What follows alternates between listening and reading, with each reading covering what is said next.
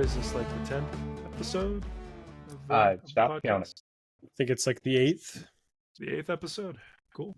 Well, everyone, welcome. I'll be hosting tonight's event, all that kind of stuff. Today's episode is on, reality, really. Knowledge. What is your relationship to what reality fundamentally is? What is a tree when it falls in the woods if no one's present? That sort of thing. How do you relate to it?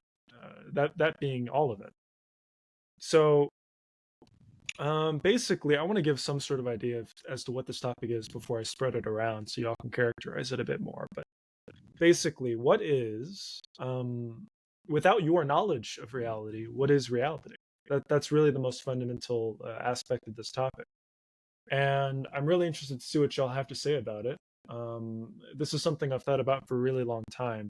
Recently, I went to a lecture that kind of merged the works of Wittgenstein with Schopenhauer. And he had this whole idea, Schopenhauer, on will and representation. It was really interesting, and I'll get into it later.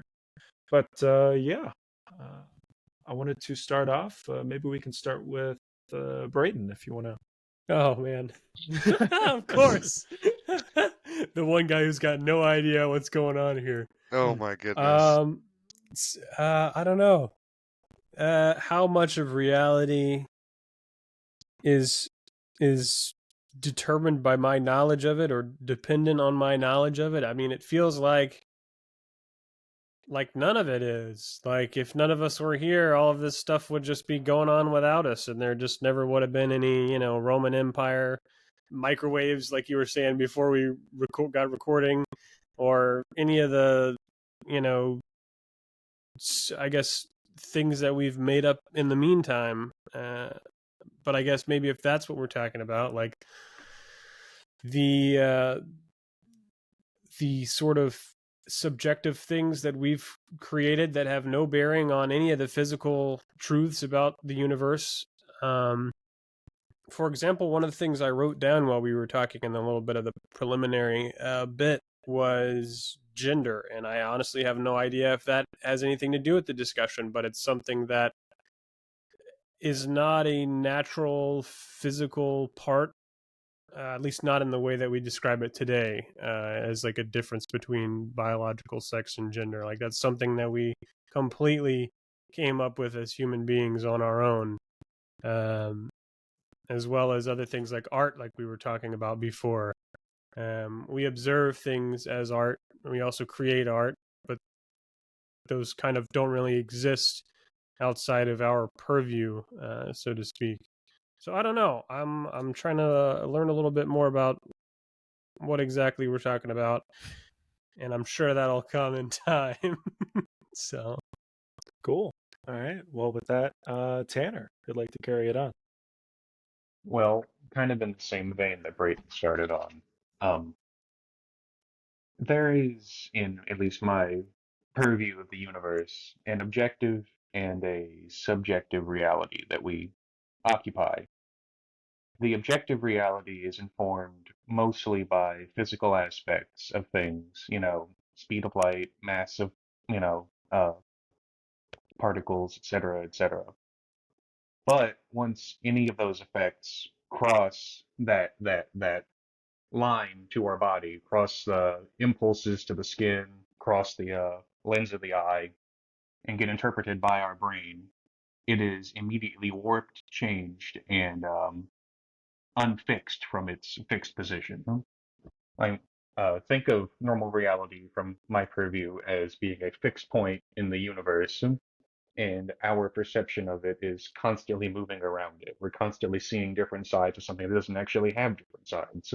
We're just informed based on our perceptions that, oh, these things are changing. This is our interpretation of pretty much a completely chaotic system, more or less. But that about sums up my stance as of right now. Cool. All right. Well, without further ado, I'd love to hear what Stephen has to say. Yeah, okay, well, evening, brothers and sisters. Welcome. I'm happy to be here again. I'm looking forward to Trevor's topic here. Um, I don't have very many opinions right now. I'm actually gauging a lot of what my counterparts here are are saying, and just trying to understand, you know, what we're talking about here. Um, I think that, like Trevor said a little bit before we started the episode, I don't think anyone in this podcast is very um, idealist. So we'll see what happens. Cool. Actually, I will say something conflicting, to something Brayton said. I don't think the universe goes on unless we are here to interpret it. Is that to say that your conceptualization? That's to say, Mhm. our perception of things Mhm. is reality. Right. So is that to say that you're sort of for there's to be such a thing as a universe, that is to say the concept, it requires a perceiver in order to sort of create that distinction between what is and is not, Yeah, which is the writing force to create this distinction of universe and not universe. And this comes down to what I wanted to bring up here, and why I think this is a really interesting conversation. One issue is it's really hard to breach into to know exactly what we're talking about. Um, so and the reason why that is uh, well, not to talk about why that is, but just to characterize it a little bit. I want to think about something like an island and the ocean surrounding the island. So, what exactly is the thing that separates an island from the ocean? What makes that distinction there? It's sure to say that there is such a thing. There is the underlying um, activity that is the soil that makes up the island, and the water that makes up the sea that surrounds it. But why is it an island in that ocean? Why is it not all considered to be one object? Why is it not all one thing in that way?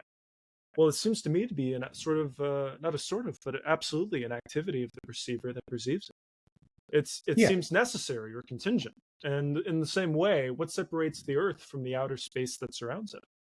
Or this solar system from the next? Or chemistry from cell biology? Or cell Well, biology from neural activity? Really, truly, well, it's something that you do on a deeply individual level. It's something your mind state experiences. well. The universe is made up of many systems working, for the most part, harmonically. So take the perception of someone from 1,000 years ago, before the theory of the atom became an actually respected concept. Things were just doing things as they were. There were no further interactions. There were no subatomic particles dictating things. There were no wave functions collapsing and coming into existence. Things just did things because that's what they did. It was all a different system, but we broke it down further into a much smaller system that dictates everything else, et cetera, ad infinitum. Mm-hmm. So while we are a collection of many systems working in harmony to create our perception of everything and the way everything affects us, at the same time, that is all still one massive system working in harmony. I mean, think of it like a clock. Hmm. Stephen, I'm curious how you feel about the conversation so far. I can already hear the gears turning in your mind of no. Well, so I mean, not that I don't appreciate what's been said thus far, but I just I feel like I feel like a lot of my counterparts tonight are forgetting just the idea of exclusive language. In other words, why do we call an island and not just recognize it as the same object as the things around it? For just, I mean, nothing else but our convenience. I mean, if if we were an ant, uh, our definition of where island begins and ends could very well be different, just because we're different sized beings as an ant. Hopefully, I'm making sense. In other words, Yeah, depending on how far, how in you zoom, whether you're zooming out or zooming in, An island is the same object as the Earth. Of course it is. If you zoom out far enough, the whole Earth is just one object. Um, Yeah. so once again, what do I mean by exclusive language? Well, for those of us listening, who may not be all the way on board, the thing in my hand right now is a pencil. It's easier for humans to tell each other, "Hey, this is a pencil," instead of just going through the list of not infinite things, but incalculable things. It's not. In other words, it's not a pen. It's not a fork. It's not a spoon. It's not a Or computer the screen. incalculable things that it is. Well, what I'm trying to say is like we've just deigned that this collection of particles is a pencil, and we all have a common idea about what that is, and that's Mhm. why we're the dominant life form on this planet. We've decided that we can communicate this information to each other, and nowadays we do it across time and across space. Yeah. So one thing I want to say about this that's really concerning, and why I think this is a really interesting topic. When you said you zoom out and it's all one object, well, here's that's the challenge. An object is something you create and go, this is an object right here, in distinction to everything around it. It's something that you can sort of you have to have some sort of counterposition, some sort of thing that isn't that object in order for that to actually be a something.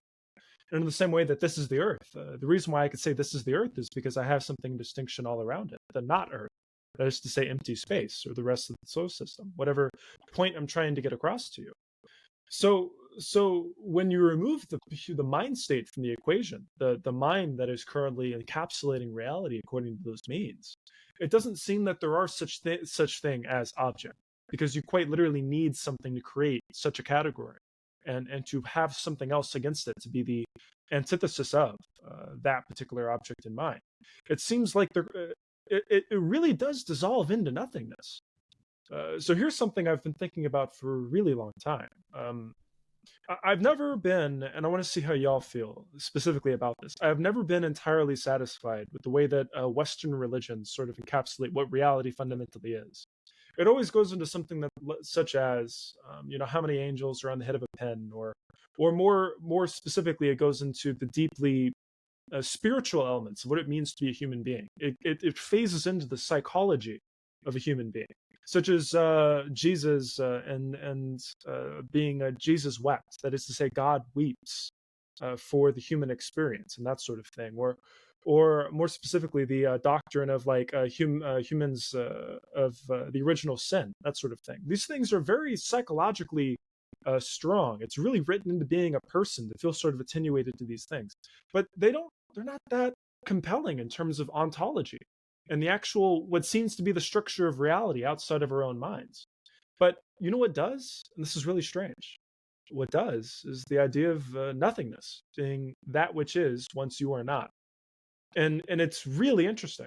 Now, I don't believe anything such as, or I don't see any reason to believe that the Buddha was born out of his mother's side or anything like that, or there is such thing as Indra's net, or thousands of gods for behind every glass eye, or some strange esoteric something or other like that. But it's really interesting to me that it seems to me, as you really go into it, all the way into what reality fundamentally is, once you get rid of all the fluff, because that's really the whole point of this entire topic, is getting into the truth of the matter. Once you get rid of your own ideological lens, I just want to see what is, so I can actually see it. I just want to see it.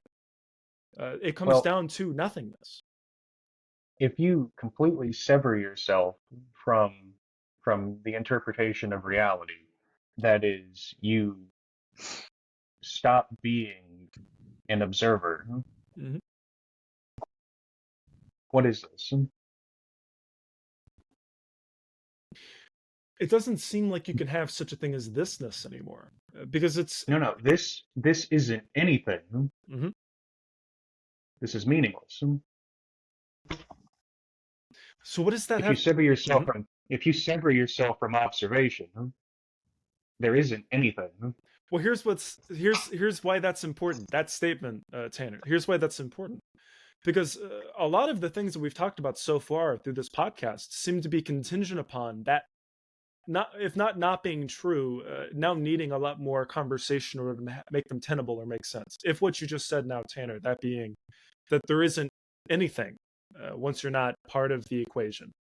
Yeah, If that is without your true, perception to inform it. yes, yeah, absolutely. If that is true, what is that to say about the objectivity of morality?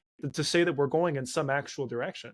Because if it's all contingent upon your mind state and just it acting out the way that it acts, what does that have to say about the objectivity of anything? It seems to all be contingent upon and based in your own perceptions. So what is that? How does that characterize what is? How does that? Reality is by its own nature chaotic. We are the people who perceive, inform ourselves on it, and then put our own rules on everything. It doesn't seem like that's true either, though, because chaos is the distinction away from what is ordered. That is to say that you see chaos in distinction to what you can see as what you want to be order. That is to say you want disorder to no longer arise and create some sort of structure. But disorder necessarily presupposes such a thing as order. Neither one is true if I'm not in the room. These distinctions are entirely something that a mind state encapsulates about its current position. If you want to talk about suchness, or not even suchness, just and not even nothingness, but quite literally, it doesn't seem like you're talking about anything anymore. You can't say disorder because there is no order. You can't talk about order either. There is no order. There is no such thing as distinction. And if you say No. these things, what does that have to say about, well, is it okay to insert immoral thing here? Is it okay? What is reality fundamentally at this point? We've reached into something that really so pulls look, the carpet people, out underneath our feet. People, It's really interesting. look, It is. look. Please. Get in there. Get them. Get them. Come on, Steve. What I'm trying to say is, I have to say to Trevor something that I know he can't disagree with. Okay, we can suggest at the very least that reality, the more and more you look at it, is more and more of an interaction. Mhm. Okay, so in other words, it's actually a very big problem in the bleeding edge of science. We're talking about, like, what is a detector? What is a detector? Like, a lot of people criticize things like quantum physics, at least half-heartedly, about, like, needing to know what a detector is. I mean, you are a detector. You have lots of detectors. We have senses that do these things, that carry out these processes for us. Why do they do that? Because there's a biological advantage to do so. Okay, so let's talk about removing ourselves from the equation. If I cease, if my conscious activity ceases, this stuff around me is going to keep going. The chemical processes that are in equilibrium all around me are not going to stop just because I'm no longer here. That would just be highly vain, and ultimately stupid, to assume that you're so important that stuff's going to stop without me. That's not true, and we know that's not true. It's if reality is more and more the interaction, then your conscious mind is actually the interactions between this gene machine of a body that we have against the natural world. If I can jump in there, I completely agree. And the whole time I'm sitting there thinking, like, well, I hope we're all working under the assumption that, we're not all floating around in some nothingness because Jim Bob died last week, and since he kicked the can, we're all like floating in some ethereal whatever. Let me say this, Bray. Let me say this. I talk to my students about this. I talk to my closest friends about this, especially on some journeys, you know. Look, our consciousness, or what like our continuing movement through time that we perceive, however you want to call that, uh, is like this quantum wave state. Like what we are riding on top of this electrical signal in the brain. Um, we're not the electrical signal itself. That would be foolish to say so. You're an individual electrical signal in your brain. That's not possible. Can't be. You're an electrical signal, and you're a collection of those signals. You are a collection of all the metabolic pathways in your body. Blah blah blah blah blah. You're riding a wave of all these things.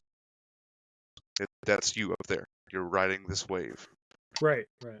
So that's a particular.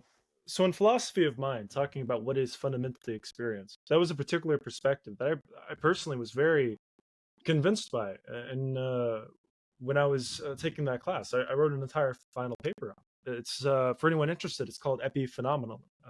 Epi. It's called an epiphenomenon, or that is to say, it's epiphenomenalism. The belief that you're sort of an aftershock or riding the wave, as Stephen said, of what is taking place inside of your brain. A television is currently playing a TV show, an experience, let's say, because of the lights that are currently being given off from those nodes or those little flashing Pixels. lights, those pixels Yeah. on the television. However, but no TV show is just an individual pixel. You feel me? No, absolutely. No, it's 100%. It would be a very shitty TV show. Yeah, So it'd be literally on or off in like 3 different states, the 3 different colors, and that's that's right. it. That's I right. mean, you know. Oh boy, it's blue. It's and yes, and that's essentially what epiphenomenalism is. And just to follow it down to what it is, what's really interesting is the television doesn't actually what's being shown on the television. The show that's currently being watched has no influence on what the nodes are actually doing, or the pixels are actually doing that compose the television. It's a quote epiphenomenon. It happens after the effect. That is to say that the entire universe is itself an entire material thing that takes off completely due to cause and effect. No. This epi idea assumes that like time is real. Okay, like what I mean by that is there's a very substantial argument to say, okay, time is real. There's also another substantial argument to say that time's just kind of something that we have to describe the forward movement of events. Like, you know, The degradation of the system. yeah, I mean, you know, as entropy flows, what happens while it goes? You know what I mean? So, like, this aftershock effect, it's an interesting idea, but what we need to be aware of is that there's another kind of school of thought there that it's like emergence, like we talked about several weeks ago. Life is an emergent property. In other words, all the pixels on my screen right now are simple little things that have these states in mind, and only a limited number of states, and so on. And they all have an emergence of becoming everything on my screen. It's kind of like emergence does away with the whole idea of like time, and just, you know, says, okay, these are the forward movements of events type of idea. So when we speak of emergence being as something, so how do you characterize emergence in that way? Because now I'm very interested now. It's hard. So But like, there's a video by what's the Kurzgesagt, name? is it that one? Yeah, Kurzgesagt, yeah, or whatever their name is. Whatever it is. Yeah. Everyone should watch it. It's called Emergence. It's a very, very good one. It's probably my favorite. Sure. So this is something I find very difficult to square with the way that with the way I understand what reality is, though. I do think it's really interesting that you mentioned that time is, let's say, non-substantive or non-authentic in that way, and that it's part of the you-ness of the overall equation. So this is something I wanted to talk about, and what I think is really interesting. And this kind of comes up to what Brayton said earlier. It doesn't seem to me that there is any contest with, if you die, Brayton dies, that all of this will end. I don't think any of us are solipsists here in that regard. I don't think it's all based on you in that way. Yeah. But It's a sickness of the at head. the same time, It's a sickness of the head, or it's an avenue explored once one gets very anxious. That's what it is. Oh, to be so narcissistic. Yeah. So that's not necessarily what I'm talking about. It's more so I want to see reality for what it is. I want to see the authentic. I want to break beyond sort of the ideology of my country, the ideology of my homestead, and the overall narrative that I'm currently living out that's been brought to me, and just see what is. And when I want to see what is, I'm not sure what actually is and what is just the interaction between ideas that has led up to this point. And that's where things get difficult because it seems like a lot of things, once you move beyond just the science of sense perceptions, we immediately enter into narratives. And once you enter into narratives, it just seems like we're playing a game that's being sort of played out in that way, such as the really hard rock down stuff, such as like time, or at the same time like the distinction between an island and an ocean, or the distinction between a cell and the chemistry that composes that cell, or, and this is something I want to bring up and just put onto the table, and this is, I think, is really interesting, and I think is a real rift between the way that I have look at this, the way that Stephen mentions emergence. What is and is not considered something to be alive? What is life at this point? When you look at it from this in this regard, because it seems to me that life is composed of stuff, star stuff, in the same way that most other things are. Almost everything is. It's star stuff. So, what is the distinction to be made between the chemical bath that takes place between your ears and what occurs behind you? That is to say, the things that you would conventionally call not alive. What is the fundamental difference? Now, you can say emergence, but if we say that, then it is very interesting. What do we mean by emergence?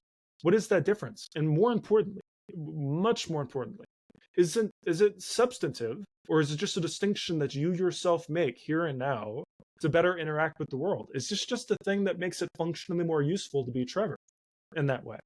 Yeah, Yes, I want to hear absolutely. Bray. I want to hear from Bray.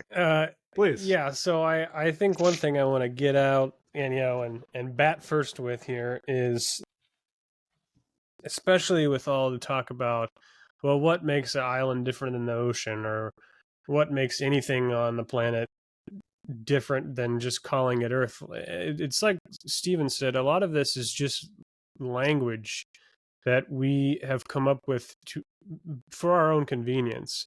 It's very important that we recognize the distinction between descriptive language and prescriptive language. Nothing is the way that it is because we call it that way. All of that exists purely for our own communication. Like me calling a bottle doesn't make it a bottle, so to speak. That is just the collection of atoms, the way that we manufactured them, just the same way that an island made of soil and sand is just the way that it is in reality. We observed something, and we observed many of them, and it was beneficial for us to label them to better understand what we mean in conversation when we talk about islands. So, to me, there is this idea that, these things could be gone if we are not here because we described them a certain way. It doesn't make any sense to me, because all they are descriptions, and they are there even if we are not here, whether or not we are here to describe them or not. Moving away from that, I think another, I believe, what was it? What was it you left off with, Trevor? Sort of the idea of how do we really get down to reality outside of our own, basically what we've been exposed to, whether it's our nation, our state, our, childhood, et cetera, et cetera. I'm really glad you mentioned morality earlier, because I think you painted it sort of as something that could be really ambiguous given the nature of the discussion. And the way that I frame my morality is completely and entirely based on understanding the physical nature of reality. It is based entirely on the idea that we live in a physical universe with, detectable physical properties and physical laws. that those are what determine the way that things are, and so that's how we find out what is moral and what is not in relation to my foundation of well-being, is that we observe the effects of things in physical reality and how those affect people's well-being. And I feel like that's kind of one of the most removed ways you can look at reality and make determinations about it, aside from something that has to do with what is best for Russia or the United States or Venezuela or any country, or what is best for cisgendered white men, or what is best for female African American bisexuals, whatever, any combination of descriptive labels you want to use. This is completely based on physical reality, and we're measuring these things in relation to what's beneficial or non-beneficial to human beings. It's not as if or like religious morality. It's not as if there's some book that was written by people that has a list of things to do and not to do.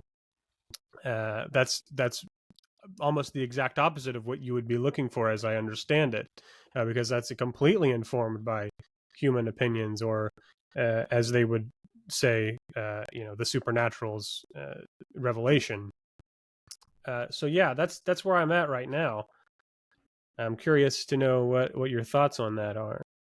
So one thing, is that to say that any moral structure is itself contingent upon something else?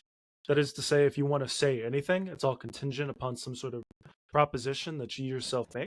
That is to say, yes, as your most quintessential argument that you've made before, you want what is best for people, and then from that your moral structure can then gather and then become something. But it's not written anywhere, and it's not something anything beyond that one contingency. Everything has to be contingent on and pivot from a first initial placing in the dirt of a particular flag, of saying like this is what we want, and then everything else follows afterward. Is that to say that every moral structure is that, or at the very least the one that you're currently proposing? At the least the one I'm proposing. But every moral framework has to have a foundation, otherwise you have nothing to evaluate from. If you're saying something is moral or immoral, or even let's just make it simpler and say something's good or bad, or good and not good.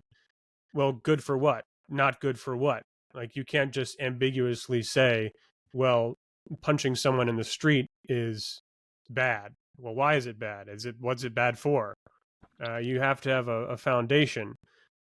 So you can create a moral framework out of anything. You could say, well, my moral framework now is whatever's in the best interest of my cat, and everything I do can be measured as to whether or not it is beneficial or not beneficial for my cat. It could be anything. But like I've said before, I've expressed my reasons for why I think our human well-being is the best determinant for our or what should be the moral framework for humans at the least, because it is something that is almost definitely shared by all humans. Not everybody on the planet is concerned for the well-being of my cat. So but they should be. Trevor's next words are something along the lines of like,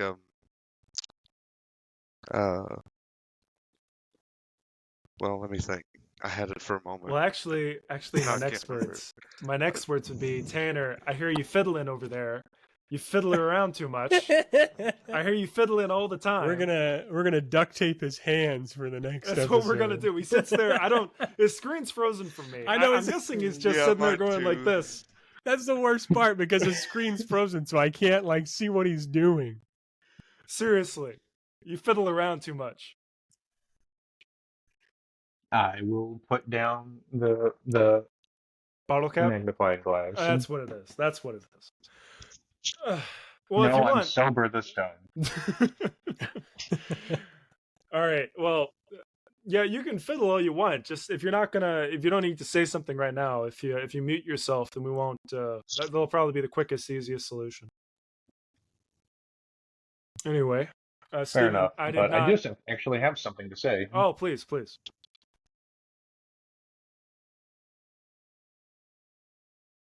Do you fellas think we are special? No. Yeah, it's not a good question. Well, No, I know. I'm going somewhere. Yeah, I So, figured he had a follow up. I mean, yeah, no. For the sake of, I think we all would agree. There's nothing particularly, yeah. well, no. This is exactly against the point that you just made, Brayden. You had said that everything is contingent upon something else. That in your moral structure, can't you see that that is also true for this particular statement? That is to say that you're special in terms of what? You're contingent See, upon something. this is what I knew this would like. I knew that It's Trevor's like, contingent. yeah. I You knew have that to Trevor say in was going to terms of say what? something along the lines of, "Okay, Brayden, so you're just choosing your first cause." You're You know what I saying, well, yeah, I was going to say that. That is a fact. I was going to say that. But Brayden, what I I'm knew trying it. to say is, Eureka. what I Okay, was, well, I want to hear you this. can't, Brayden, you cannot say no. You physically can't because it's contingent now. You have to say, well, special in terms of what? There's no God telling you that what is and is not special. There's nothing like that. You're special in terms of something. In terms of something. Well, then relation in to your that case, cast? I would agree with you that it wasn't a very good question because I need I need more specifics on what do you mean by are we special? Because my first instinct was probably something that Steven was thinking, and like, I'm not trying to get ahead of my own hubris here and say something as rash as the world's going to end after I die. Certainly. I'm not special at all in that regard. That's just another wrong, and it's we're not talking in that regard. We're talking Oh, objectively. no, like Ray, he was literally vacuum. waiting for you to do this. I mean, like, What? I'm I serious. It's he's serious. literally waiting. What does that even mean? No, Well, no, it's just you've activated. you've no. Look, activated people. you've Look, presupposed a Ray, contingency that isn't actually true. we There- have to. there- We just need to. We just need to go back. We just need to go back to saying, okay, well, the word special means unique. In other words, we're not going to sit here and take all the time to say special is not the word lamp. Special is not the Right. word Okay. computer, and so on and on. Special means outside of the supposed or alleged norm. Okay. So we need to define the norm then. Yes. What is the Because norm? you Yes. are Braden, you are quite special. I just want to state that. Well, That is sure. In it's other equally contexts, I valid. would say that I'm special, but that context Yes. necessitates a foundation. Exactly, and so And, does saying that hey, you're not Bray, by special. the way, an agreed that's upon why I- foundation. An agreed upon. In other words, Well, our language sure, can't but be there's exclusive also if we don't agree on it. It can be disagreed upon. Like if the foundation was, if I was a great airplane mechanic, and somebody said I was unique in the regards to being an airplane mechanic, I would disagree because I have no experience being an airplane mechanic. It would be like if somebody says, "Are we good?" Mhm. And it's like, okay, are we good at what? Are we good in regards to Yeah. what? You can't well, just say, "Are we good?" Oh, Tanner But just Tanner died. left. Tanner died. He's dead. No. That's too much. That's too much. I left for 5 seconds and he's dead. All right. Well, here's what I wanted to say. Here's what I wanted to say about that. I think this is really important. I already said it. Everything is contingent upon something else. Oh, fuck. I had something I thought was kind of cool. Is this I a completely left cosmological it. argument now? Like what? No. Everything is Well, contingent on. Well, it can be. It depends on what No, you I'm mean s- by what is the context. That really is truly the No, issue okay. of all of this. I'm just trying to get at what, like what. Mhm. Where are we going with this? Well, that's just it. So where I want to go with this is where do we draw This the little line maneuver's going to between? cost us 50 years. Because I've thought about this for at least 24. I've thought about it for a long time. Not that long. I've thought about it for a very long time. For a very long time. It's where do we? If everything is contingent upon something else, is that true for everything? And if you really follow down what we mean by everything, we can't speak in such terms as I just got a text from. He has been disconnected. He says, Tanner. I guess he's. If he has issues, we'll return to that and try to fix his issues. But that is to say that if you realize this and really comes to terms with the fact that beyond you, in that sort of sense of everything being contingent upon, you don't really have a reason to do anything unless you yourself first presuppose that you want to do it. It's a decision that you make, and it wells up deeply from within. There's no longer questions of what a state deems for you or what is ideologically good at this moment, and those sort of hammy ways that we already I can only guess already dislike. But it's also untrue for things that people outside of you tell you to do, or for what your preordained Godhead tells you to do, or any sort of book. And I mean both a religious book as well as an ideological one. We mention Christopher Hitchens almost every single episode at this point. Not even We sure do. Yes, we sure do. And welcome back. And even Thank you. then, like those ideas are just other propositions brought up by somebody. And at the end of the day, what does it come down to? It just comes down to what you feel like doing. It's just what's most fun. It's just catharsis. It's just whatever's most fun to do right now. And that Is this a includes hippie rant? well, it kind of becomes one. And it also becomes Okay, well, here's what's scary. so Well, let me finish wait this a one minute. thought. It's Wait a also minute. true. It's also true as Wait a a minute. sort of Nazi rant, because it just becomes that horrifying. You just do No. what's fun. Isn't that No. terrifying to you? Fellas, you heard it here No. first. I love I'm how you were trying to serious. cut him off to get him in there, and he's like, "Wait, just let me finish this." And the next word out of his mouth was Nazis. Isn't that People- scary though? It's people- very Okay. scary. I mean, Okay, let's come back to that. I want to hear. Yeah, go ahead, Steve. okay. So my cat, Mhm. Bray's cat, neither of these animals are, as we would call, conscious. Okay. They have a set of purposeful behaviors. All right. So where do we draw the line between the biochemical processes of their tissues all the way up to their purposeful behaviors? In other words, they're not really choosing a whole lot of going on. So, I mean, they have no power to affect any amount of change in this house. They can't know that our cats can't know that they're completely subservient and ruled by super beings that can destroy all life on the planet. They can't know that. They're just executing purposeful behaviors given Mhm. to them Mhm. by the genome. So, well, And so do ants whenever they coalesce into their colonies. All of our cells coalesce in our shapes.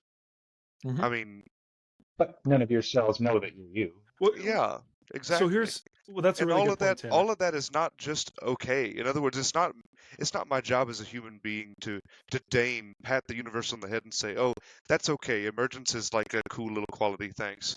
No, it's not. It's not a cool little quality. It's like needed. It's necessary to make things go, to make us go, to make everything go. Well, These ideas that we have exclusive language for them. So this is a real issue when you say that a cat isn't conscious like you are. Well, what do you mean by conscious? What do you mean by consciousness in this way? That's if exactly you can draw what the I'm line. saying. The You have to draw the exclusive line now. term. The exclusive term of being conscious. In other words, look, it's actually kind of wonderful. Let's back up a step, okay? Mhm. A student of mine was asking about this very thing this past week. He goes, "Mr. Kyle, I need to know something from you. Are we all that different from our parents culturally?" I said, how can I answer this question without influencing their thoughts? You know, like, in other words, how can I address this question in a very equitable way as a teacher? And I said, well, but you need to go and look up like the ideas behind evolution. Okay, no, and that just is on a grander time scale, but you know, we can look at it that way. We are not a different species from our parents. And the cool thing is that no child is a different species from their parents. No child ever is a different species from their parents. But somehow speciation occurs across evolution. Mhm. The species name the speciation event or whatever that led to that species becoming, we just give it that exclusive name because it's like, oh, now it appears that they have moved beyond this species that they once had common ancestry with and so on.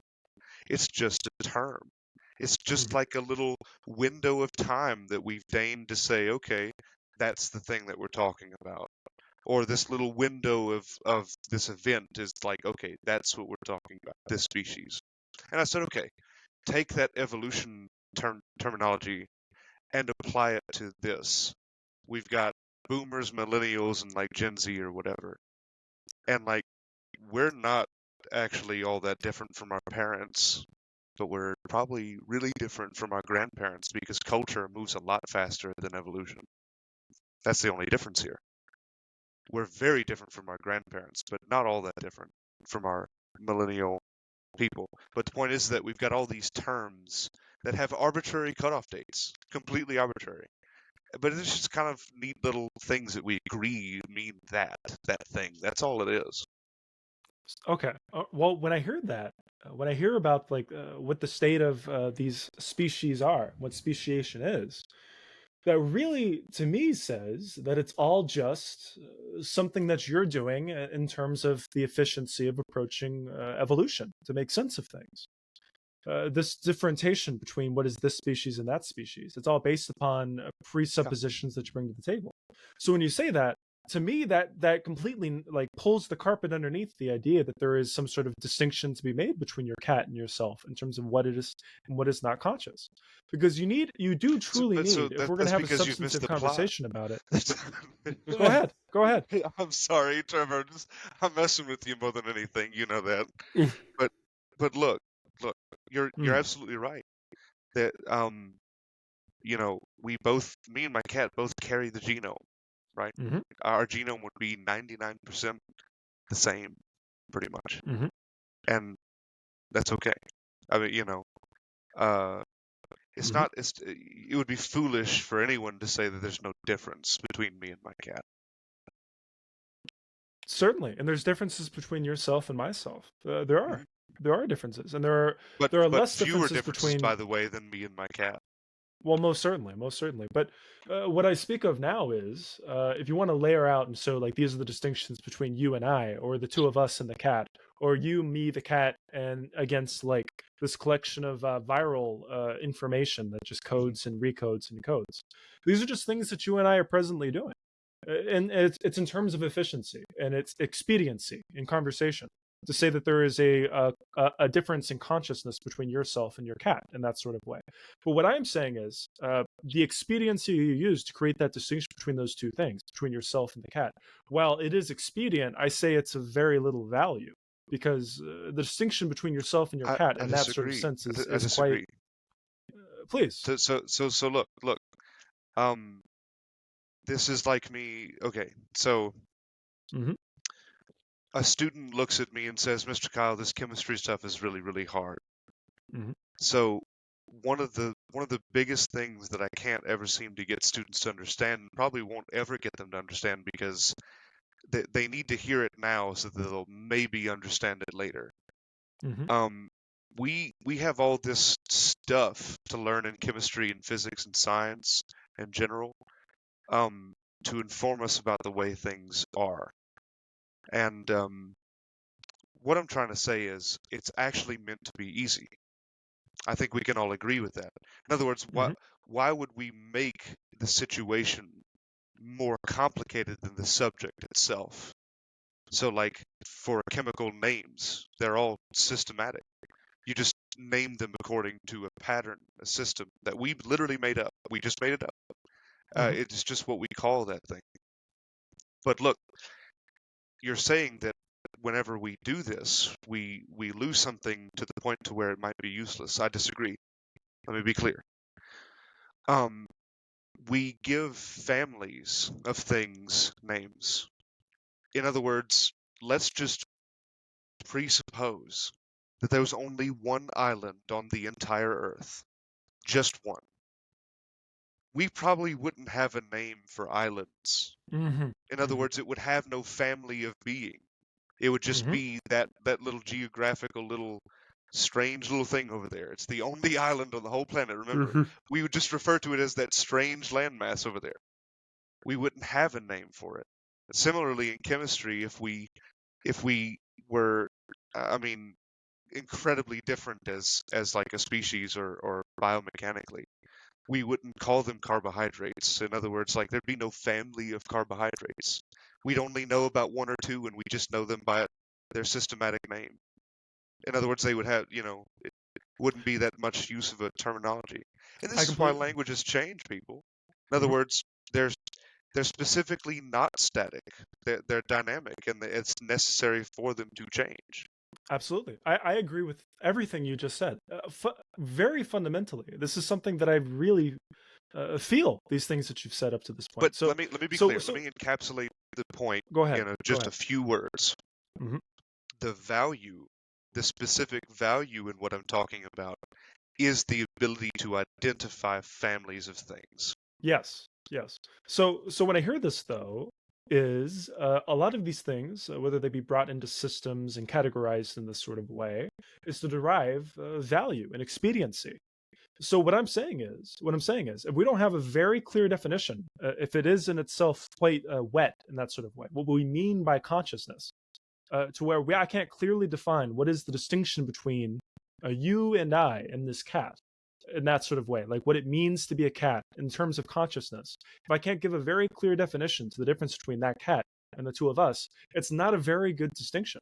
It can't be loosey goosey. Otherwise, it's just something that you're currently doing that we can't play with very well. Because really, all of this is, in this way, a game that we're playing. We're currently playing out this game before us, you and I, and sort of interacting with it in such and such a way. Now, I can encapsulate the island and the ocean as being one singular force or thing, but it wouldn't be as nearly as much value to as many potentials that I, at least currently right now, that Trevor can think of, as thinking of them as a distinction between the island and the ocean. It's not as much value as the opposing possibility. Now, I'm not providing a very good opposing possibility yet, but it seems to me that creating the distinction between the cats and the humans, if we don't give a very clear distinction between what makes them different, it's not of very good value. We need to be very precise with what we mean by consciousness, and we can't just say something like, But at least at the why? start, say But something like emergence. but that's my question. Why do why we can't get down to the particular that you're talking about? It's not possible. Mm. And so I tell my students this all the time. They ask me, okay, so what is the definitive thing that this electron is doing? And I say, Mm-hmm. that answer literally doesn't exist. Mm-hmm. It's not that I can't tell you that answer. It's not that I can't bullshit my way through this. The answer isn't there to be had. Mm-hmm. In other words, this is what I'm talking about when I say the philosophical disciplines have to start being informed by the science. Sometimes I have conversations with my friends, and sometimes I forget that even among them, they are very capable of forgetting that the universe is actually, like, if you look into it, the universe is kind of capable of doing contradictory things, not on the macro Well, it scale. has no. Yeah, go ahead, Tanner. I'd say, well, it has no obligation to make sense to us in any capacity to begin with. Yeah, and it harkens back to that whole thing about, like, why are we surprised whenever we find the way something works? Well, why do we have surprise when that happens? It's because it doesn't fit within our middle-sized object, middle-speed object, middle color range object type of world. That's why. And so, no, these definitions are never going to be Sufficient. no, they're completely sufficient. That's what I'm trying to say. No, They're completely Sufficient for convergent. the for something. human It's contingent brain. upon something. No. I mean, perfectly sufficient. They converge upon Yes. meaning. Yes. In other words, the differences between Stephen and Trevor are completely useful. They Yes. converge upon meaning. Mm. Now, you're never not gonna have them. You're never gonna have it to where they're not loosey goosey. Mhm. Like, my students ask me about this, and it's like, once again, the answer is not there to be had. Mhm. You zoom in far enough, things become very indeterminate. If you zoom out far enough, things become completely determinate. Mm-hmm. Mm-hmm. So when I say all this, this all comes right back to this one thing that I've brought up before. So what exactly is the difference between a cat and a person? That's really all of this. What I brought up a couple of times. The reason why I brought it up so many times is I'm not quite sure what the answer is. I want to analyze this. That is to say, break it apart into its smaller subsections so that I can actually sufficiently understand what we mean by saying that but there's it's a literally difference. Diogenes with the featherless biped. I mean, like it literally is that. Well, Well, if you can't, what you're yes, please. what you're trying to do is, I'm not sure how to expressly say what I mean to say, so I'm going to make something up. Mm. Like, you're trying to epistemologically integrate the differences between a cat and a human being. Mm-hmm. There are infinitely many differences, I would argue, between myself and a cat. It's impossible to characterize every difference. Yes. Yes. Yeah. Well, that like Stephen said just earlier, that is true of all things. That is to say Yeah. that, Yeah. or at And least it's most just things. it just happens to be more useful to say Yes. I am Stephen rather than Mhm. to say I am not Bray, not Trevor, not Tanner, not blah Well, blah blah. Well, it's for that exact reason. It's for that exact reason that I say that there is a difference between these two things at all is a fundamental issue. You can't say anything about it if you can't characterize it in any sort of way that is sufficient. We're really drawing boundaries, and then you say, well, you can't draw good boundaries. Well, then, But certainly, characterizing then we it can't is draw boundaries. descriptive. Like it is solely descriptive to characterize something. Like, even if we were all gone and could not describe anything and we could not be the, say, assuming we're the only beings in the universe capable of drawing a distinction, even if we could not draw that distinction and there was nothing to say, Stephen is different from a cat, all of that still is the way that it is naturally in reality. Sure. Like we are nothing but observers that label. Mm-hmm. Okay. Well, In other words, I don't fit into the family of cats. Without those labels, mm-hmm.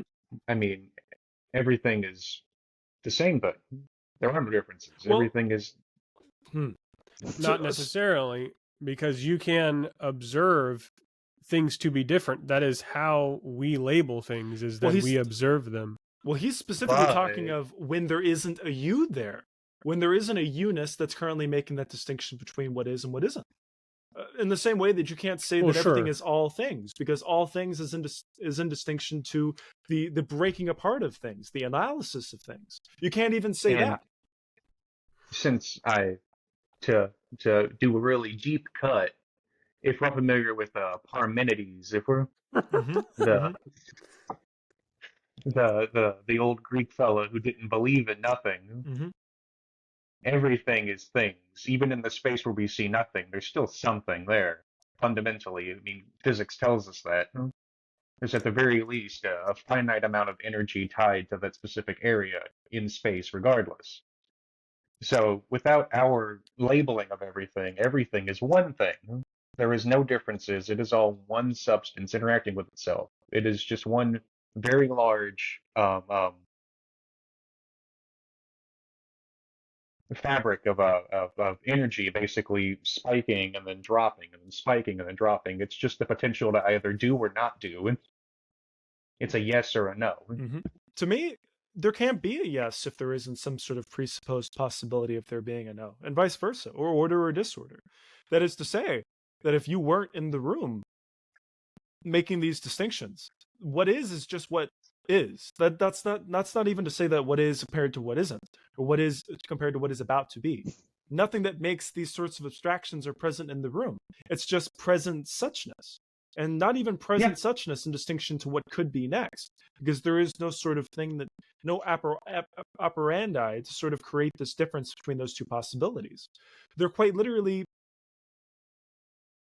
And that's Are you all. saying there's nothing to experience the time Mhm. to draw a distinction between what is now and what could Okay, be but next? Well, this I might be don't. a I good don't. way to so look at consciousness. no, people, no. Look, Please, go ahead. Go ahead. so when I die, Uh-huh. right, or when I sleep, and I'm not making specific conscious observations, Mhm. are you telling me that no sensor on Earth could detect Absolutely not.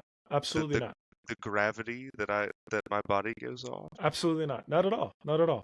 I'm just saying that. I don't believe you. I'm just, I mean, that's the thing. I just don't believe. You're telling me right now that No. What I'm saying Ray and is you Tanner, are should I correct. You are be? correct. You are correct in your assertion. That's what I'm saying. Yeah, When I said absolutely not, I'm saying that is not true.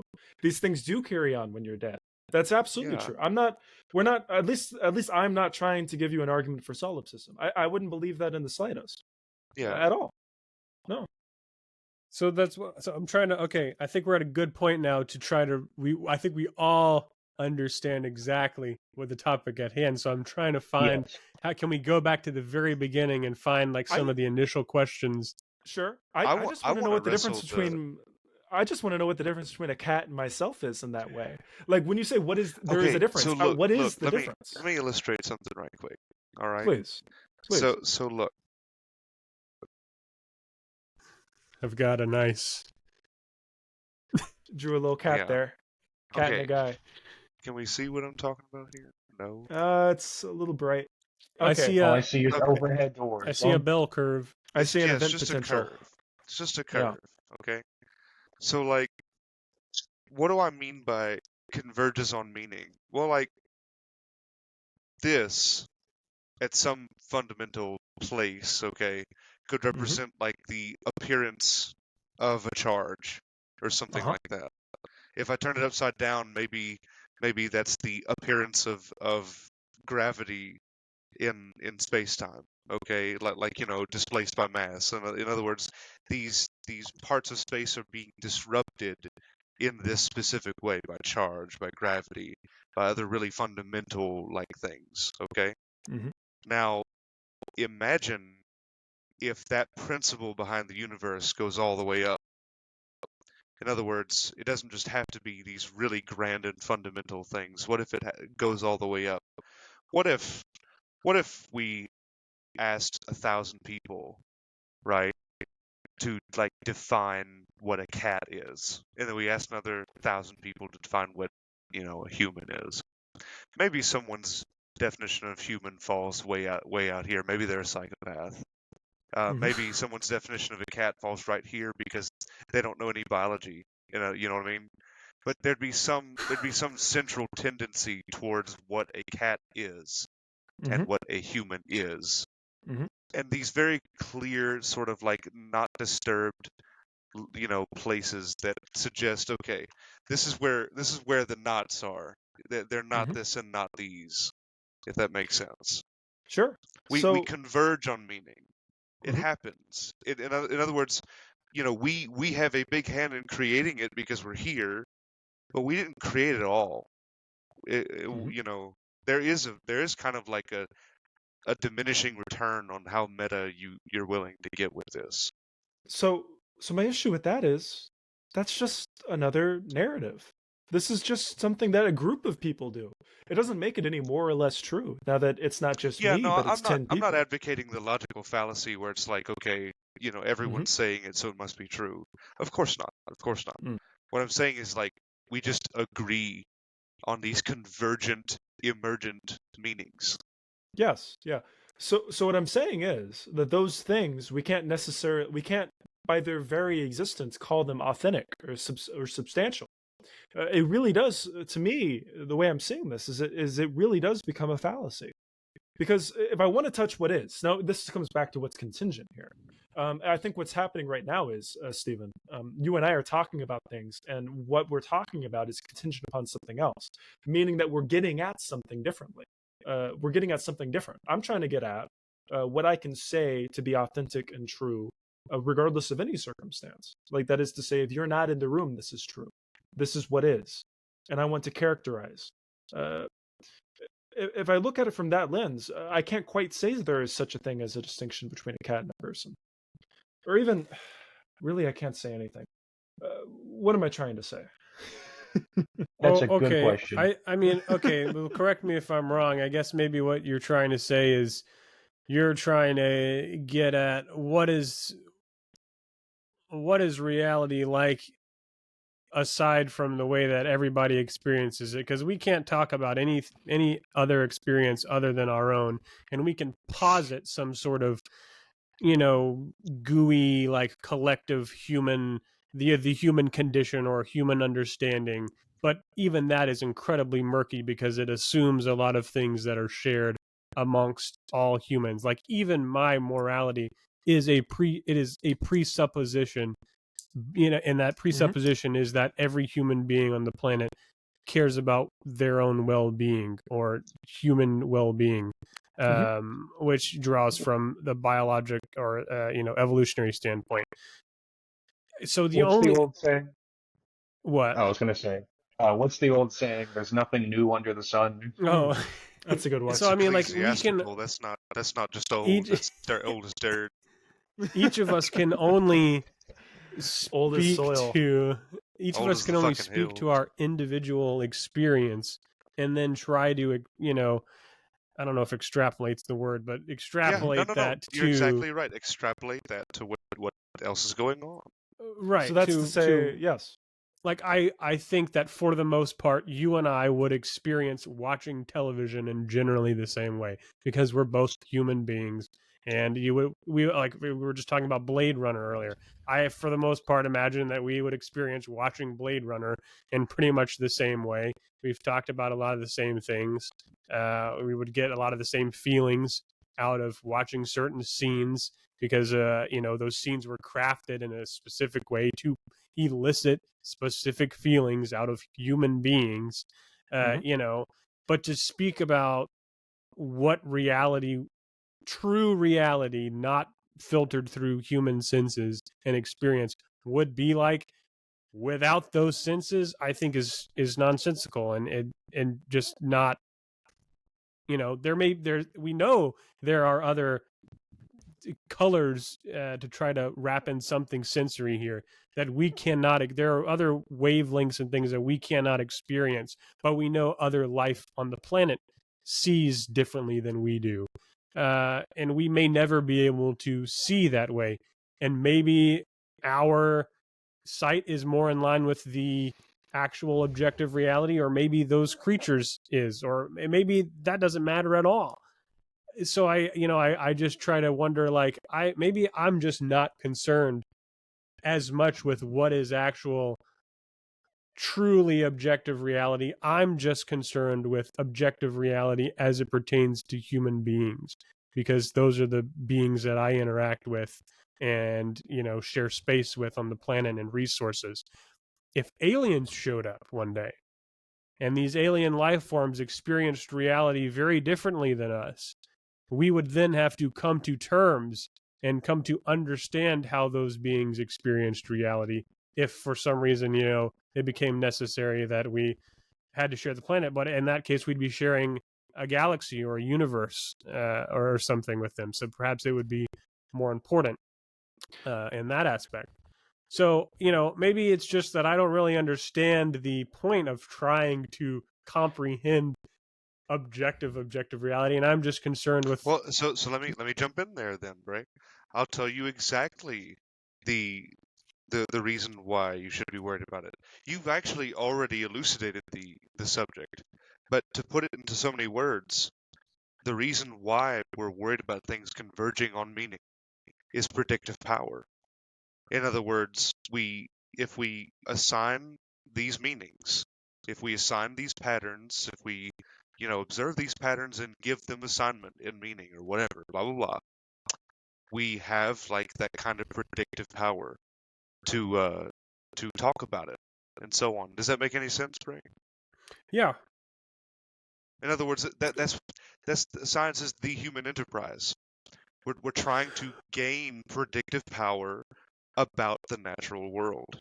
and Right. we And give I'm it not meaning. saying that any, us putting, if we, have the ability, and I know we have the ability, it's how we've made a lot of discoveries to shoot satellites into space and Exactly. utilize Yeah. different technologies that can measure things that we cannot as human beings naturally through our In other biological words, process.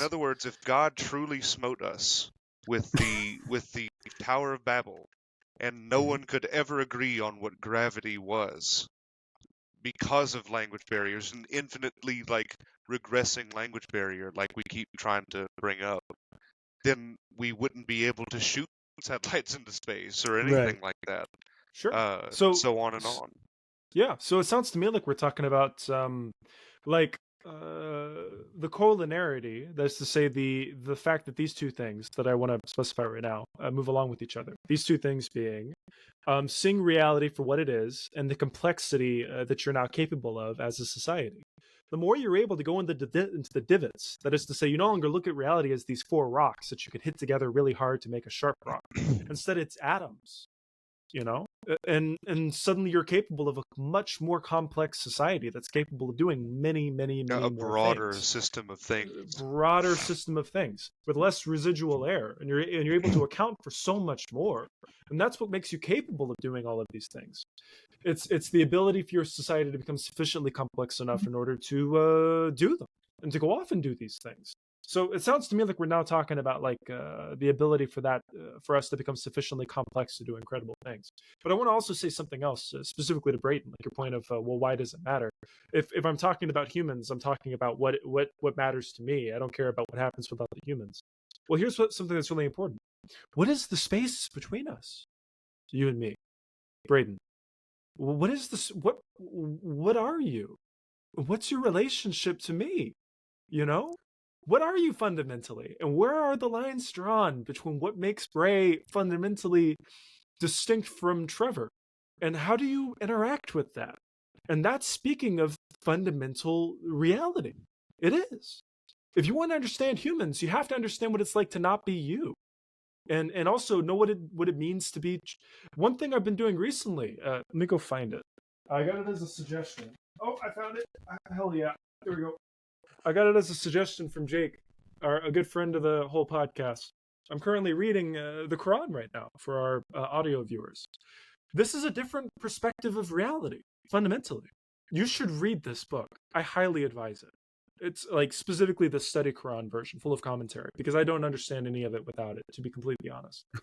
So there's something to be said about an entire structure of approaching reality that in swaths 27 something percent of the entire human population. There's something to be said about fully encapsulating yourself in that other way of approaching reality, because in a sense that's another form of humanness. If you want to understand your own you-ness, there's nothing more important that you can do than to see something through someone else's lens, as well as maybe I can find this one too. I can. Here it is. As well as your own. And for anyone who's interested, I just held up a book of The Passion of the Western Mind. That is to say, this book here is also useful, specifically to understand Bray. There is something about you in this. There is.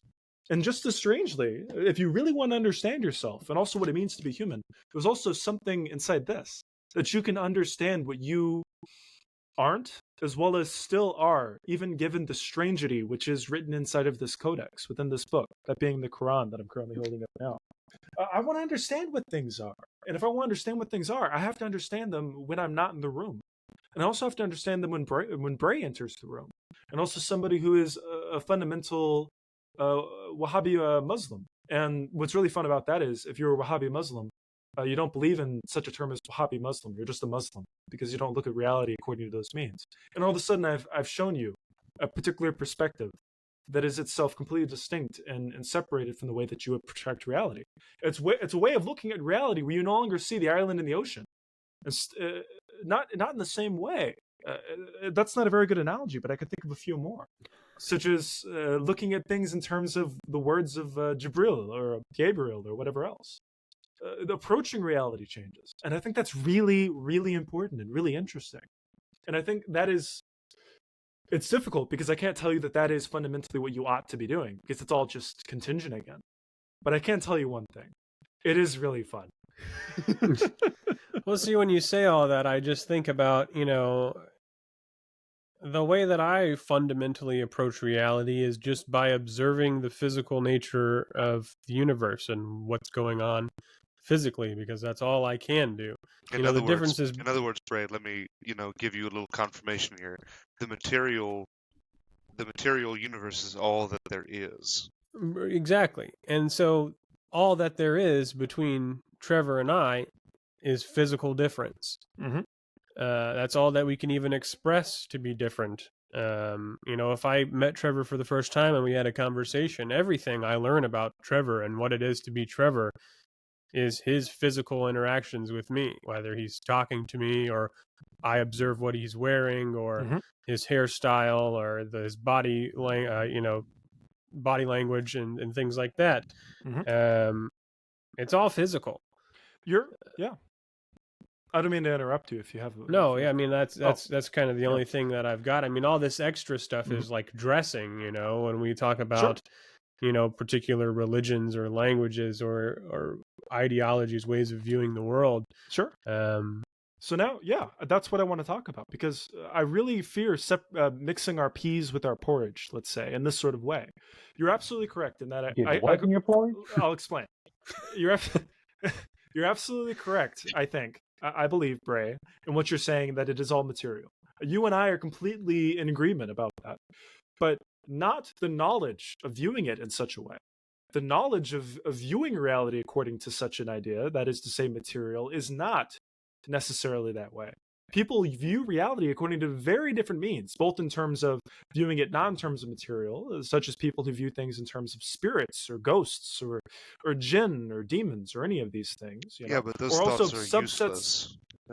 Useless. But that's what's difficult, Stephen. This is what's really challenging. I completely can sympathize with that opinion. But let me explain. It's not, but it is. Sorry, I have to explain this. I'm sorry, Trevor. It is all right. It is really funny, but here's why it's really important, though. It's not useful in terms of a comparison to the idea that you're looking at in terms of material and in terms of answering a particular question. But if you're asking different questions, they come up to different answers. Yeah. And it's if I also was a game asking of a particular question, comparisons. how do we murder a lot of people, get them to believe in solipsistic nonsense? Yes, you are. Yes, you are. But then you realize that would be the affirmative to that question.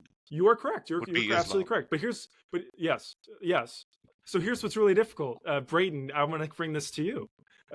Think about it like this. Your flag post that you base upon for your entire moral hierarchy or structure is itself something that you place in the ground to make everything else contingent. And just like that, it's all contingent. Same thing with Islam or with Tibetan Buddhism or anything like that. It's just something you're doing because it's fun and cathartic. You're doing something in terms of the creation. Well, it's not because it's society. fun and cathartic. It is because it is grounded in physicalism, as opposed to, just as Stephen was saying, these sort of religious ideals. Yes, you want that, though. That's what I'm saying. Well, I want it because it's it's in line with the nature of reality. Yep. Whereas but you yourself want to be within the nature of reality. I do. Yes, but perhaps. But it's a reality. That's not subjective, though, Bray. It's subjective. You can do reality however you want to do it. I can visualize it according to different means. This is really important. It is. Because some people live it according to a completely different catharsis. I completely agree with you, but you have to see that there are different ways of visualizing and getting your cathartic release, whether that be seeing things through physical means or not so. And that's what I think is really interesting. But once again, look, that leads me directly to say, well, Trevor, if you believe what you're saying, then I just declare that you're wrong, and then we move on. You see what I mean? In other words, like if it's completely based on me, in other words, if you're acknowledging that, it's completely based on me, then I can just make up that we have an objective physical reality and move on. Well, the rest of the same people. Perhaps. Well, you could do that if you wanted. You just wouldn't be right. But it would be fun, and in other words, it's fun. Here's what I'm saying about that. To at least pretend as though I live in a physical reality, with Yes. actual real boundaries and convergent meaning. Yes. Certainly. So here's what I'll say about that. If you set the rules of the game, Where people agree on things. If you set the rules of the game, if you lay them out before you, the rules themselves create a position where such a phenomenon can occur that is in itself objective.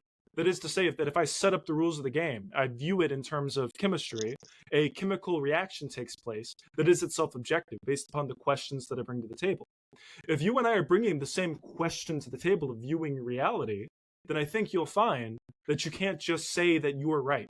You can't say that. This is about what you bring to the table whenever you ask these sorts of questions. If I bring in the question like, is this ball made up of physical parts? Well, if I bring out the physical contents, not the physical contents, sorry, the context of that question, and I lay out before you all of the ideas that come up to it, such as like in a chess game, I said that the rook does this and the bishop does that. It's objective to say that there is in fact a move that ought to be done, or a thing Correct. that will emote from the action. That's what physical reality is. But the rules that come to the game that you can visualize it according to that one particular narrative are not. We made that's them something up. that you yourself doing. So that's why I bring up this whole point of why these ideas are interesting. Brayton, you just want to see reality according to this physicalist mindset because you want to see it according to that mindset. It's a very different form of release. No. It is. Yeah. Please go ahead. Refute me, please. Please. No. If you Well, please. look. Let me say something real quick. Just it'll won't take me any time at all. Please. So, like,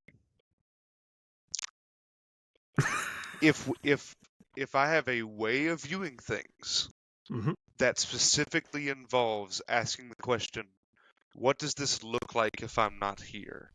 Mhm. In other words, I mean, I can make a solution in the lab. It doesn't change. It doesn't change Yes. when I leave the room. Yes. It doesn't. So, I mean, in other words, if someone comes over and says, "Okay, well, you made a bunch of, insert alien language here," I mean, Mhm. we just wouldn't be able to agree on what was in the bottle because we don't speak this common interactive language. That is to But it's say, still the same stuff in the bottle. that's exactly what I'm saying. That's exactly what I'm saying. The So what I'm rules trying that to you say, bring to the what I'm trying table, to say please. is, if I have a way of viewing the world that takes my biases more and more out of the equation, then that's a more useful way of moving through life, moving through the world. And that's what we as humans have chosen to do. Religious or not, we have all relied on the benefits of science. We are the beneficiaries of our human enterprise in That's this true. way. That's In true. other words, But when you the say, less and less we let solipsism get in our way, the Mhm. more and more successful we end up. In other words, It's there has to be value in doing this Mhm. exclusive stuff that I'm talking about. So when I say useful, here's the thing that's really difficult that I keep saying. It's contingent. It depends on something. And you and that's what's really difficult about this. When Here's we say what's useful, what useful in what context? What is exactly. useful? No, like what did Steven say that made you say that? Well, What did you say was useful, Steven? I said that doing this exclusive language stuff that we do is useful. Doing this, like here's this distinction from this distinction is Okay, useful. then yeah, it's useful for any number of different things. We could Sure. we could point that in any direction. We could say that it is morally Yeah. useful in the way that I describe morality And because the it most expedites. useful thing is to try and remove my humanness out of the equation and Mhm. just get down to the physical reality. Right, and it's almost. And it's funny now that you say that, it is very similar to the way that I would define morality because it is looking at physical reality and saying this is something that everyone experiences, this physical reality, Or and at we least say, bumps into. if everybody is shown a video of me punching somebody, downtown, everybody is experiencing that physical reality the same way, and everybody can come to the conclusion that I was wrong to punch somebody in the face, downtown, because we're all experiencing the same thing, and so we label that in relation to the foundation. I'm going to paraphrase here, Matt Dillahunty. Maybe this Here can we get go. some more clarity out here, but he said in the past along the lines of, I want to believe as many true things and as few false things as possible. And that's in relation to an objective reality. I mean, I think we all want to know, just like Trevor is pointing out millions of times this conversation, he wants to know what's really real, what's really going on out there, independent of us being here. Well, that sounds really difficult, but we can look at things through our own senses. That's the only thing we can do, save for, these sort of technological contraptions or things. But even that, we are getting information through our senses. Even if we had a contraption that could detect a new color, it would never be able to show it to us in a way that we would experience a new color, perhaps. But back to my paraphrasing, he wants to believe as many true things and as few false things as possible. And so far, the best method that we have for observing the physical universe and coming to a conclusion about what is really true and what is not is our scientific method. Mm-hmm. The greatest development, or at least method of observations put forth by the human race. Mm-hmm. And we use that to determine what is true, or at least what is most true at a time. The best explanation for things at a given time. And this is how we navigate our reality, is using this method. And so when I say, when I say that I don't want to look at things through a physicalist lens, sure, you can kind of, meander me into that avenue and say, well, yeah, I want to, because I want to see it that way, because it is the, again, paraphrasing here, single most consistently reliable method for determining what is actually true about reality. It has that predictive power. It does. Right. You're and so when right. you tell me, well, there's these other worldviews and people who see things not necessarily in a materialistic way, and that's their way of experiencing reality, I say, well, they're wrong. They're misinformed, because they are, not using the best tools that are available to us. To do what, though? Best tools to determine to do what is actually true about reality. What if that's not the goal, though? You've set a goal, and so then did what is that's the thing, though. Specifically, these people with other modalities of thought do not have that goal. That's the problem. Wait, I mean, what is they don't have their head on straight. Yeah, they have a goal that's completely contained within whatever holy book that they're privy to. Some people are waiting for the world to end. Others are trying to achieve nirvana. Everybody else that doesn't believe in any of that, I don't know. I'm trying to get a paycheck, eat some nice food, and have a great time before I kick the bucket. I mean, it's kind of like what Richard Dawkins said in that brief thing. He goes, "Science is interesting, and if you don't think so, you can fuck off." I mean, and I'm 100% on board that that's what we need to lean into. That's the problem, is the people out here who have these other modes of thought. It's not consistent. I mean, are we looking, Trevor, for some sort of overarching goal for humanity, or is what I'm saying to compare? What I'm saying is that you presently are, Bray. That's what you're presently doing. You're seeing reality according to a particular ideology is such a gross word. You hear that word, you're like, oh, that's gross. Science specifically is not an ideology. What I'm saying when I say science has no rhetoric. Well, when I say science, or not science, sorry, but when I speak of ideology, I just mean a particular geist or thrust of a particular perspective that has all of these tendrils of ideas that come along with it. And it's just the way that all of reality is visualized according to those means. So when I say that term, ideology, what I mean is you have this point put into the ground, such as what Dillahunty said, of I want to believe in as many true things and not believe in as many false things as possible. And you put this into the ground, and it's according to these means, be it your rationality. You specifically, Bray, your rationality, as well as or my morality, because I just want to plug in for your sake there as saying that it is more beneficial demonstrably for me to believe more true things than false things. It is better for my well-being and other people's well-being if I do so. Well, it depends. That as well. It depends on what exactly is What do you mean by morality? Because if it's I in mean, service to, you know what I mean by morality. well, I do know what And you that mean by morality is but grounded in the physical nature of the universe.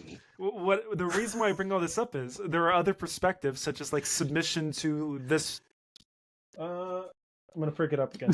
Submission to this book. You know, it's for Sure. some A people it is submission to the submission to this mimetic book. idea of the falsehood of the deity. And Trevor, Mhm. we can look at that framework for going about life and, you know, making moral evaluations, and we can Mhm. say that one's not any good. But That not was- any good. But not any That's what I'm good. saying. But not any good in relationship to what and to what end? You're trying to get Let something. me- You're trying to get something. Go ahead, Tanner. Well, let me answer his question and then go ahead. And what I'm saying is it's no good compared to my moral framework and worldview. To do. But again, to do what though? To propagate human well-being, or to support human well-being. I mean, that's what my foundation of my morality is based on. Right. Which is why we can look at something like the Third Reich in Nazi Germany and say, you know, well, clearly their foundation for their morality was not human well-being. I mean, Mhm. look at all the things they did. That's correct. That's absolutely and correct. not everybody on the planet shares the same goal of seeing the furthering of Nazi Germany. But my presupposition, everybody on the planet cares about well-being. So it, you know, it's something that is shared amongst all people. Do you get how that could be compared to something like an Islamic worldview or a Christian worldview or a, you know, any other number of worldviews that posit a morality that they would say is better than another one? Mhm. No, I see what you're saying. Really, I do, and this is really difficult for this conversation due to the fact that, well, from my perspective, what I want, my relationship to this world, Bray, I agree with you. I do. I believe in a physicalist world. Not that I believe in it, but it seems to keep going whether or not I have any sort of knowledge or ideas of it therein. It just happens. And I do think that that is the absolute best way of visualizing reality in terms of a moral base. To speak of terms of like what one ought to do and why does one do anything? It seems to me that it is true to say all of these things in service to some sort of in service to morality, let's say. But that's because I want something. I want society to advance. I want to explore the stars. I want to create civilizations that stand the test of time. I want to explore all the little tendrils of ideas out there. I want to explore physics and see how far the ladder goes and relativity. And I want to see the furthest extent that we could push the human mind and consciousness, whatever that is. I want to do these things. And that determines what I want out of this life. But that's the issue. And that's the issue. Because there are other viewpoints that don't visualize reality according to those means. And it seems to me to all run under the underlying idea that it's all just the thrust of a particular way of having fun, let's say, or catharsis. Well, let's let Tanner speak. Tanner, I am very sorry. Oh, You're nice. nice. I stopped being relevant. Tanner, you're very relevant. So well, I think please. we ought to table We should. because what I'm trying to say is like I really want to talk about this subject and how it informs human behavior. That's what I really wanted to get to. That's In other very words, important. Like Mhm. you know, I felt like that was the whole point, but we've used up our time here. Mhm. So we should continue this discussion at another time for how it and like leave this part of it behind and go to okay, how does this inform human Yes. behavior? Mhm. So I'll go ahead and pass it around so we can all remember. What we'll probably do is right before the next time we take up, we'll all just listen to this episode again and then just carry on from where we Right. left off. Yeah. Yeah. So let's go off in the same order that we went before. Bray, if you have any final words, Oh. please. Yeah. So I don't know. I guess my final words are: there are many different worldviews out there, many different ways of understanding the nature of reality. We have a method on this planet for determining what is actually true or what is mostly true about reality at a given time. That's called science. Very handy tool. And I advise anybody that cares about their own well-being and the well-being of others and the continued pursuits of all that is right and good to admit themselves to a scientific practice, or at the very least practice it well, be reasonable, because the more in line you are with the true nature of reality, the better off you are. And the better off you are, the easier time you have pursuing things that you want out of your life, whether those are, exploring outer space or developing some new technology or just going skiing or, seeing a movie down the street. Yeah. So I think that's about it for me. Very cool. Very nice.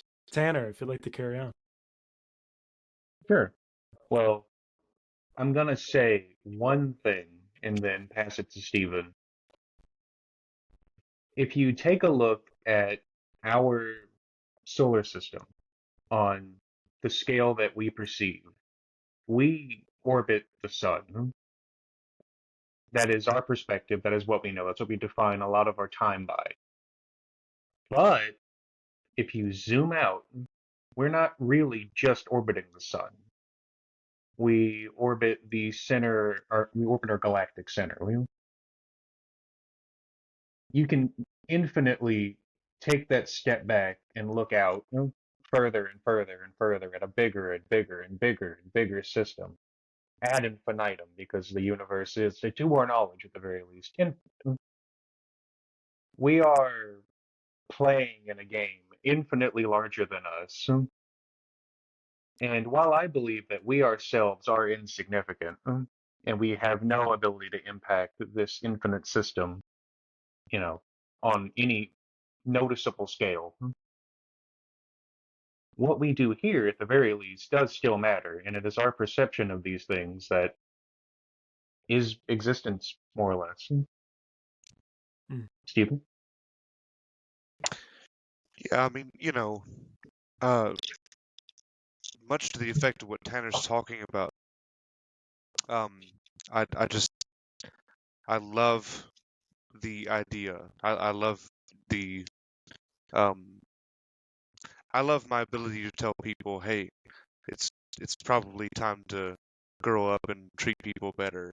I think if I've extrapolated one thing out of this entire meeting, it's that we really should go through life at least pretending that the people around us have something worth our time.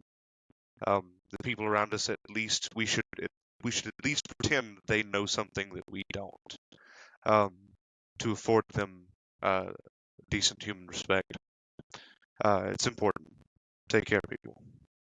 That actually reminds me of a very, very lovely Carl Sagan quote that I can recite if I can find my yearbook. 1 second.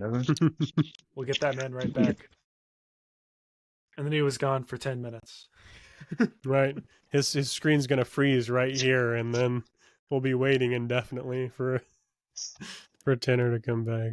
We're going to hear the sounds of pots and pans and crashing tins and all sorts of shit. It's the fidgeting. There we go.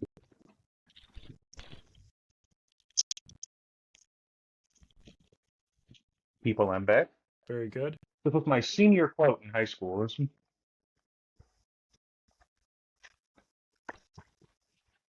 I don't want to mess up the wording. If I can turn to the right page, if I can. I promise it's worth it.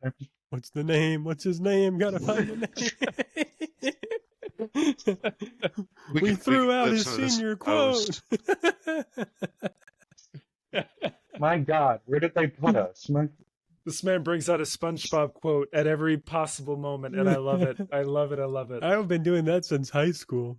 We had one class in high school, I think it was my English class, where at least 4 of us were well versed in the SpongeBob language, and man, it was a riot in there.